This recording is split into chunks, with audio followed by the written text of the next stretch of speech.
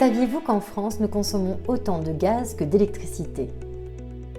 Ce gaz est utilisé dans les bâtiments, l'industrie, les centrales électriques et aussi comme carburant. Pour 99% de notre consommation, il s'agit de gaz naturel d'origine fossile importé de l'étranger.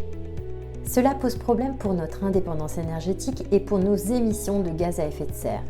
Alors que faire ? Il nous faut à la fois réduire de beaucoup notre consommation et il nous faut trouver d'autres sources de gaz. Et des sources de gaz, on en a chez nous grâce notamment à la méthanisation. Qu'est-ce que c'est ? La méthanisation est un processus naturel de fermentation de matières organiques. En Pays de la Loire, les matières méthanisées sont des produits agricoles comme du fumier et du lisier, des résidus de culture ou des cultures intermédiaires, des boues de stations d'épuration, des déchets de l'industrie agroalimentaire, des déchets des collectivités, déchets de cuisine ou déchets verts.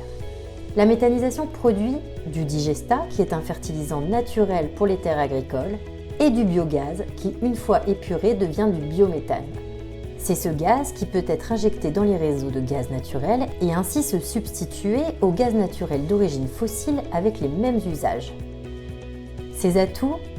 Le biométhane est une énergie locale et renouvelable, produite majoritairement à partir de déchets. Un bel exemple d'économie circulaire. L'utilisation du biométhane permet une réduction de 80% des émissions de gaz à effet de serre par rapport au méthane fossile. C'est donc un allié de choix dans la transition énergétique et pour nos territoires. Prenons un exemple concret. Allons en pays d'Anceny, entre Nantes et Angers. Y vivent environ 70 000 habitants. Cette communauté de communes travaille dans le cadre de son plan climat-air-énergie à diminuer sa consommation d'énergie et ses émissions de gaz à effet de serre. Le développement de la méthanisation sur son territoire est donc une bonne nouvelle. Plusieurs agriculteurs et collectifs agricoles y ont monté des projets de méthanisation. 3 sont déjà en service. Celui de Saint-Sulpice-des-Landes, celui de Trans-sur-Erdre et celui de Pouillé-les-Coteaux. Et un autre site est en construction à Théier. La dynamique est donc lancée. Avec l'arrivée de la méthanisation, il devient nécessaire d'adapter les réseaux de gaz. Dans le cas du réseau de distribution de gaz naturel d'Ancenay-Messanger, par exemple, la courbe montre que la consommation varie fortement au cours d'une année. Entre l'été et l'hiver d'une part, mais aussi entre les jours travaillés et le week-end. La production de biométhane, quant à elle, est très stable. L'été, il arrive que la consommation locale passe en dessous de la production de biométhane. Le surplus de gaz vert doit être alors acheminé vers d'autres communes consommant du gaz. C'est pourquoi on a construit une nouvelle canalisation appelée maillage. Elle part de Messanger, traverse Théier et Mouzeil pour desservir Ligné, puis Saint-Marc-du-Désert et enfin la métropole nantaise via Carquefou. D'ici 5 ans, 3 autres méthaniseurs devraient voir le jour en Pays d'Anceny.